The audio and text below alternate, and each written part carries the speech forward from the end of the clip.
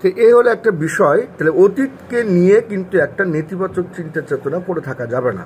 তাই আমি মনে করি ভবিষ্যতেও ফোকাস করার জন্য অতীতকে কিন্তু অ্যাকচুয়ালি আপনাকে জীবন থেকে বাদ দিতে হবে। নেতিবাচক সম্পর্ক কিছু বিষয় থাকে, যেমন যদি সত্যি সিদ্ধান্ত নেন যে আপনার জীবনে পরিবর্তন আনতে চান, সফলতা একটা জায়গায় আসতে চান, নেতিবাচক সব সম্পর্ক থেকে আপনাকে বেরিয়ে আসতে হবে। সম্পর্কগুলো যেমন আমি মনে করি পুরোপুরি ছিন্ন করা যেমন সম্ভব না হলেও অন্তত তাদের সঙ্গে সময় কাটানো কমিয়ে দিন। টক্সিক মানুষ থেকে দূরে থাকবেন, তাতেই সবচেয়ে বেশি মঙ্গল আপনার জীবনে। তার চেয়ে বরং যাদের কাছ থেকে উৎসাহ পান, যারা আপনাকে অনুপ্রাণিত করে, তাদের সঙ্গে বেশি সময় আপনি কাটান। নিজের যত্ন না নেওয়া একটা ব্যাপার আছে, সেগুলো অ্যাকচুয়ালি আপনার করা উচিত।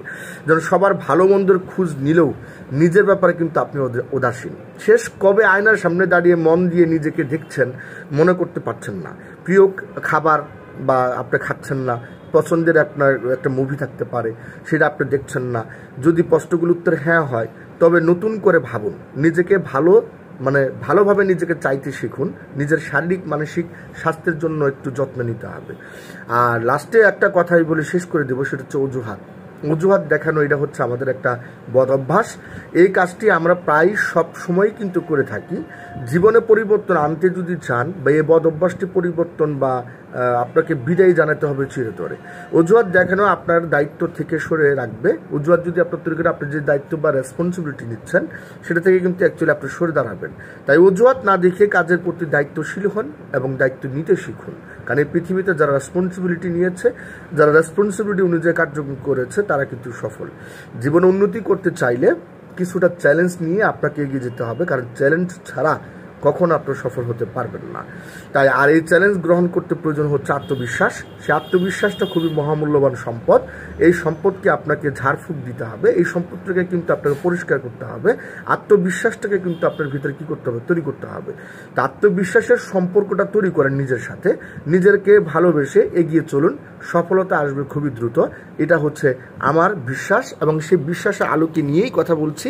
আমার বিশ্বাস যে আপনার প্রত্যেকটি ব্যক্তি স্ব অবস্থান থেকে সফল হতে পারবেন।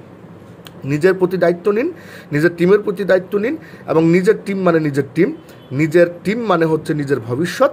নিজের টিম মানে হচ্ছে আপনার আগামী দিনে হচ্ছে আপনার নেক্সট প্রজন্মের কিন্তু ভবিষ্যৎ। তাই নিজের হাতে কোনো একটা জিনিস সময় দিয়ে আপনি তৈরি করেছেন, নিজের হাতে সেই জিনিসটা কিন্তু অন্যের প্ররোচনায়, অন্যের আলোচনায়, সমালোচনায় বা এইসব বিষয়গুলি নিয়ে কখনোই নিজের বেসমেন্ট কখনোই নিজে নষ্ট করবেন না। সো সবাই সুস্থ এবং ভালো থাকেন এবং সামনের দিকে এগিয়ে চলেন। আমার বিশ্বাস যে আপনার প্রত্যেকটা ব্যক্তি যার অবস্থান থেকে, যার একটা দায়িত্ববোধ থেকে, দায়িত্ববোধের জায়গা থেকে যখন কার্যক্রম শুরু করবেন ভালোবেসে, আন্তরিকতায় এবং কাজের প্রতি কোনো প্রকার নেগেটিভিটি চিন্তা না করে ইতিবাচক চিন্তা ভাবনা করে এগিয়ে গেলে প্রত্যেকটি ব্যক্তি আপনারা সফল হতে পারবেন। সো সবাই সফল হন এবং সবাই যার অবস্থান তৈরি করেন, বিজয় মঞ্চে আসেন। আমরা প্রত্যেকটা ব্যক্তির জন্য অপেক্ষা করছি, প্রত্যেকে সফলতা অর্জন করুন। আল্লাহ হাফেজ, আসসালামু আলাইকুম। আসসালামু আলাইকুম। সকলকে অসংখ্য ধন্যবাদ মহান রব্বুল আলামিনের প্রতি, যিনি আমাদেরকে সুন্দর একটা সুযোগ করে দিয়েছেন। এবং সেই সাথে আল্লাহ রাব্বুল আলামিনকে অসংখ্য আরও ধন্যবাদ যে সমস্ত জটিলতা কাটিয়ে সুন্দর একটি স্থিতিশীল একটা পরিবেশ, গতিশীল একটা পরিবেশ তৈরি করার জন্য আল্লাহ তাআলা তৌফিক দান করেছেন। সকল বাধা বিঘ্নতা পার হয়ে ইনশাল্লাহ আমরা অনেকেই ভালো আছি, আলহামদুলিল্লাহ। নিঃসন্দেহে আপনাদের অবস্থান থেকে অনেকে ইনশাল্লাহ ভালো আছেন এবং প্রত্যেকের অবস্থান থেকে সঠিকভাবে, সুন্দরভাবে নিজেকে গড়ে তোলার উদ্দেশ্যে নিয়ে ইনশাল্লাহ কার্যক্রম করছেন এবং সেইভাবে কিন্তু প্রত্যেকের অবস্থান থেকে কিন্তু এগিয়েও যাচ্ছেন। তো আমরা এই জিনিসগুলো খেয়াল করেছি। তো যারা অ্যাকচুয়ালি কার্যক্রম করে তারা কিন্তু অবশ্যই নানা প্রতিকূলতার মাঝেও নিজেকে কিন্তু দাঁড় করিয়ে রাখে এবং নিজের সফলতার কিন্তু বীজ বপন করে, এটাই স্বাভাবিক। যখন কোনো প্ল্যাটফর্মে যখন কোনো একটা ব্যক্তি যখন কার্যক্রম শুরু করে, যদি ওই প্ল্যাটফর্মে তার যদি ভালো না লাগে, তাহলে অন্য কোনো সিস্টেম বা অন্য কোনো পদ্ধতি কিন্তু অবলম্বন করার চেষ্টা করে। তা আমরা খেয়াল করেছি, আমাদের একটা বিচিত্র একটা এক্সপিরিয়েন্স থেকে যে জিনিসটা আমরা সবচেয়ে বেশি ফলো করেছি সেটা হচ্ছে কোন একটা ব্যক্তি আমাদের কোন একটা ব্যক্তি যদি কার্যক্রম শুরু করে আমাদের সাথে বা আপনার সাথে বা কোনো প্রতিষ্ঠানে, কোনো অর্গানাইজেশনে কার্যক্রম শুরু করে, সেখানে কিন্তু অনেকে কিন্তু লংজিভিটি কিন্তু লিড করতে পারে না। কেন লংজিভিটি লিড করতে পারে না তারও কিন্তু অবশ্যই কোনো না কোনো কারণ থেকে যায়।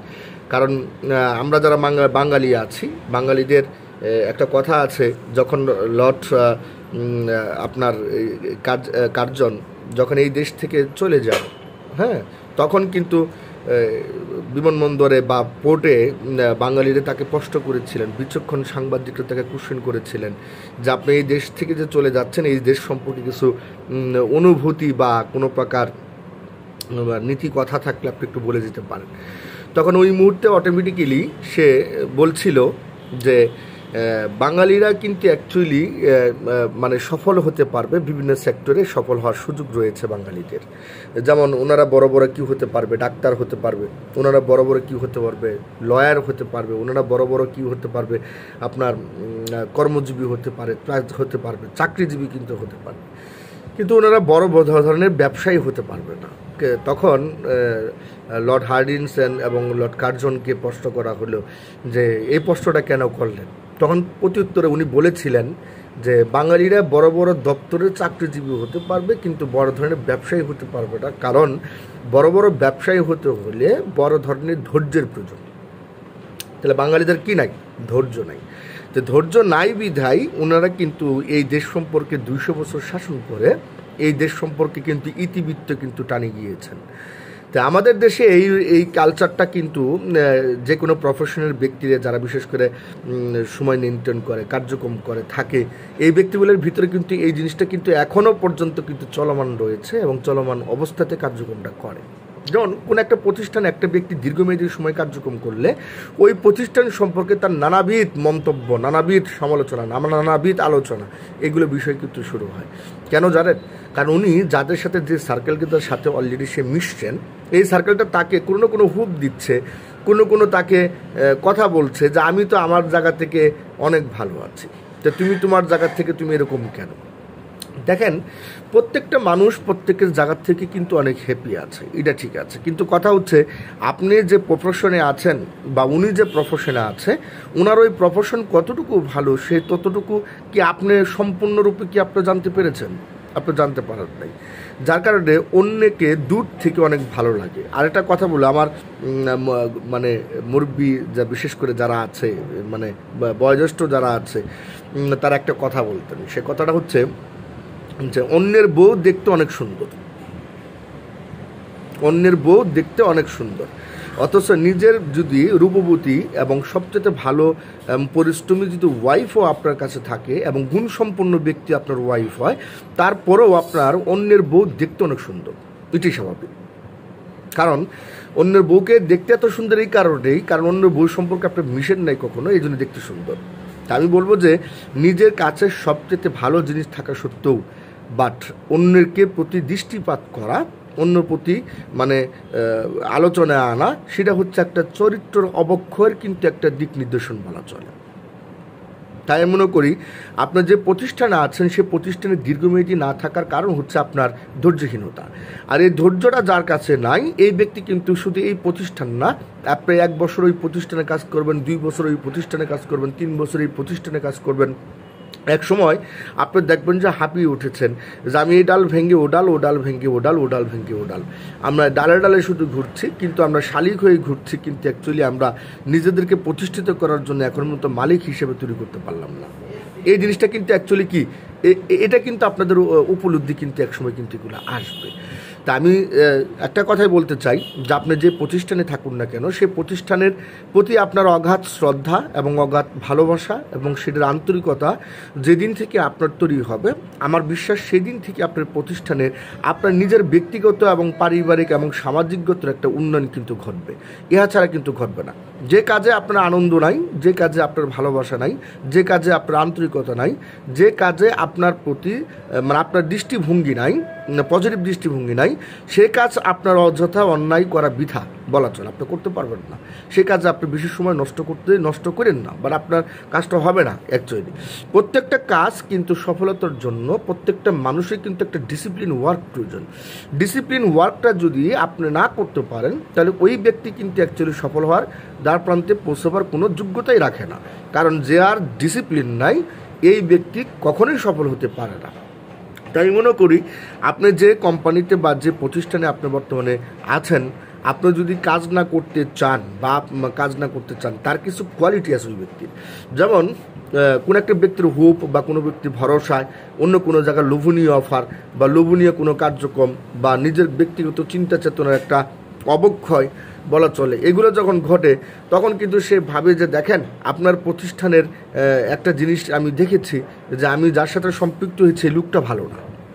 তারপরে তার ভিতরে অপছন্দনীয় একটা জিনিস আসবে যে আপনার এই প্রতিষ্ঠানের কিন্তু যেসব পণ্যগুলো দিচ্ছেন পণ্যের কোয়ালিটি এটা হলে ভালো হতো, ওইটা হলে ভালো হতো, বোতলে কাটিং এরকম হলে ভালো হতো, স্টিকারে কাটিং এরকম ভালো হতো, এগুলো ঠিকভাবে কোম্পানি করছে না, গতানুগতিক পরিবেশে করছে। এই বিষয়গুলো এখানে স্পষ্ট উঠে আসে। মানে পণ্য সম্পর্কে এখন অযথা কিছু মন্তব্য চলে আসবে। পণ্য সম্পর্কে যখন অযথা মন্তব্য চলে আসে তখন তৃতীয় স্টেপে এই ব্যক্তির আলোচনাটা আসে কোম্পানির মার্কেটিং প্ল্যানগত কোনো আলোচনা করা যায় কিনা। কোম্পানির মার্কেটিং প্ল্যানে এটা ভালো না, কোম্পানির মার্কেটিং প্ল্যানে ওইটা ভালো না, কোম্পানির মার্কেটিং প্ল্যানে ওইটা কারেকশন করলে ভালো হতো, কোম্পানির মার্কেটিং প্ল্যানে এই জিনিসটা করলে আরও বেটার হতো। মানে উনি বুদ্ধিজীবী হয়ে গেছে। যেজন বুদ্ধিজীবী জন হয়ে গেছে, টেকনিশিয়ান হয়ে গেছে, ইঞ্জিনিয়ার হয়ে গেছে, বা টেকনিশিয়ান মার্কেটের মার্কেটিং অ্যানালাইসার অলরেডি উনি হয়ে গিয়েছে। তো এই ক্ষেত্রে সে গবেষণামূলক বক্তব্য দেওয়া শুরু করে। মানে এটা তার ভালো, এই সাবজেক্টটা মানে মার্কেটিং প্ল্যানিংয়ের এই বিষয়টা তার ভালো লাগে না। আচ্ছা, ভেরি গুড, এই জিনিসটা সংযোজন বিয়োজন করলো না, আমি অনেকবার বলেছি, না করার কারণে আমি এই কাজটা করতে পারছি না।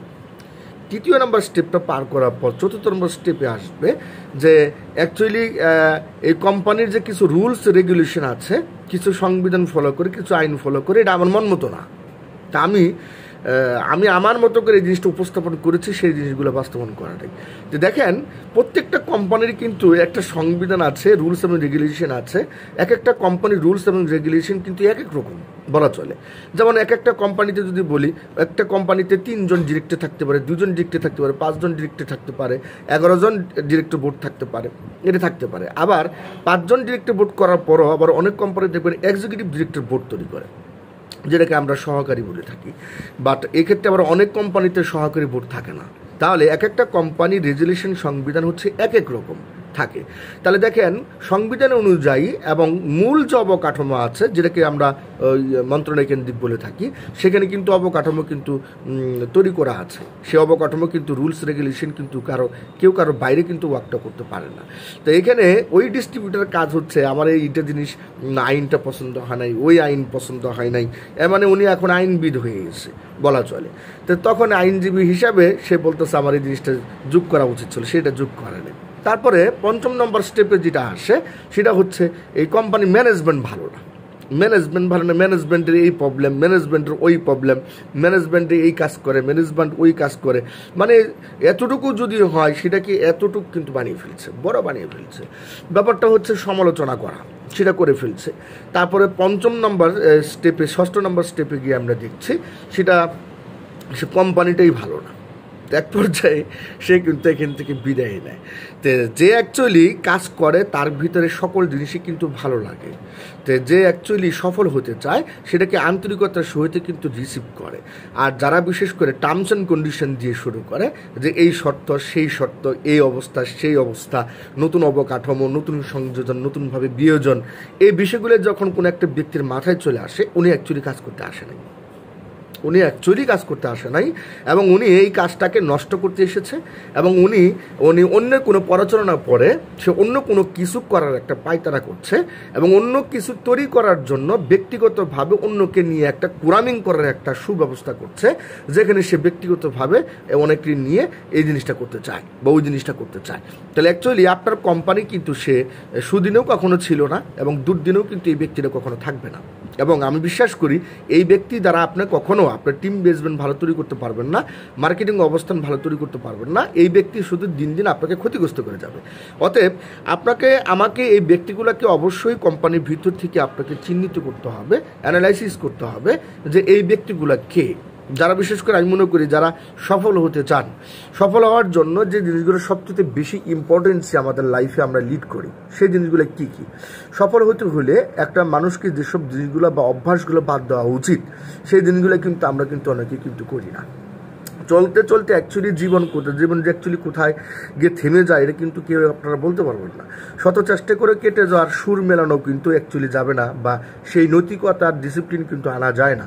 ঘুম একই চক্রে চলতে থাকে দৈনন্দিন জীবনে অনেকই ব্যক্তির। অ্যাকচুয়ালি আমরা দেখতেছি যে ঘুমাইতেছি, খাইতেছি, অলসতা করছি, নষ্ট করছি, এইভাবে অনেকের জীবন কেটে যায়।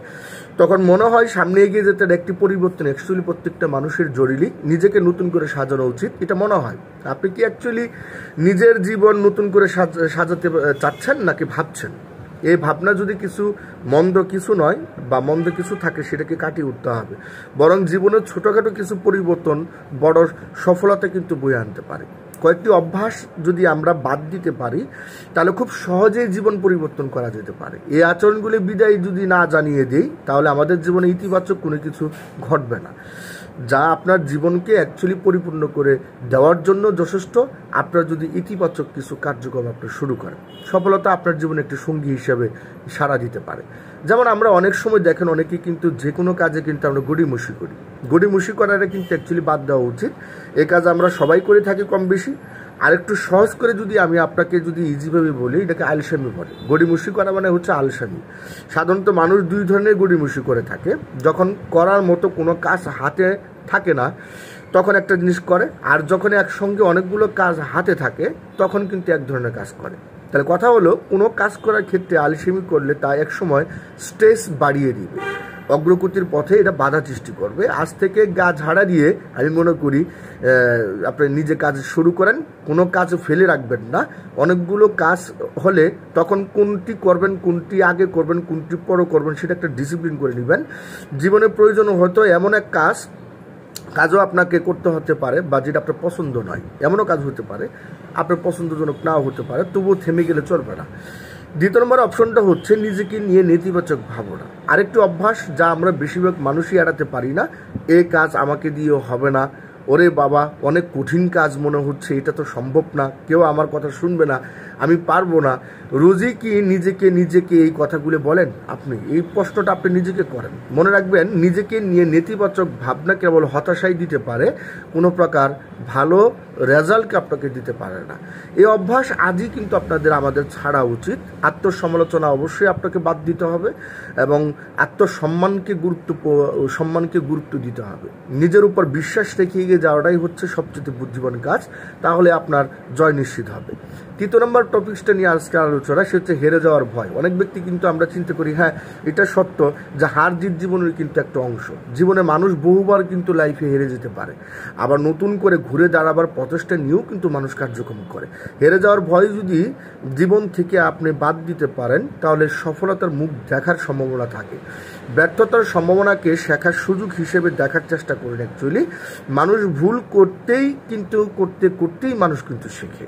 এটি জীবনের স্বাভাবিক একটা অংশ হিসেবে যে ব্যক্তি মেনে নেয়, এই ব্যক্তি কিন্তু অ্যাকচুয়ালি জীবনে সফলতার মুখ দেখে।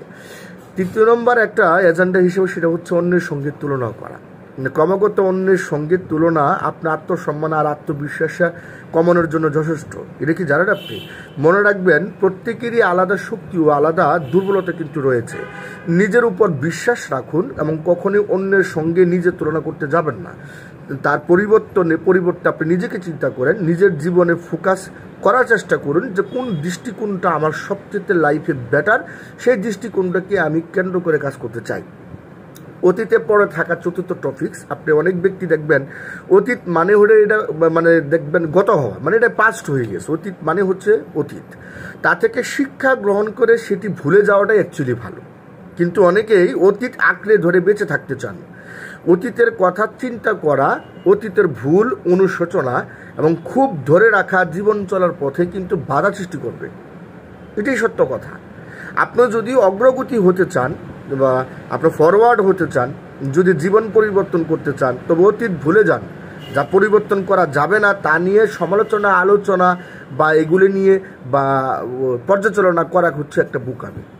এর পরিবর্তে বর্তমানের উপর ফোকাস করেন, কারণ বর্তমানকে যদি আপনি ফোকাস করতে পারেন তাহলে এখন আপনার ভবিষ্যতে অ্যাকচুয়ালি সেই বর্তমানের ফোকাসটাকে প্রভাব ফেলবে, যেটা আপনার জীবনে সফলতার কিন্তু একটা জায়গা কিন্তু অ্যাকচুয়ালি তৈরি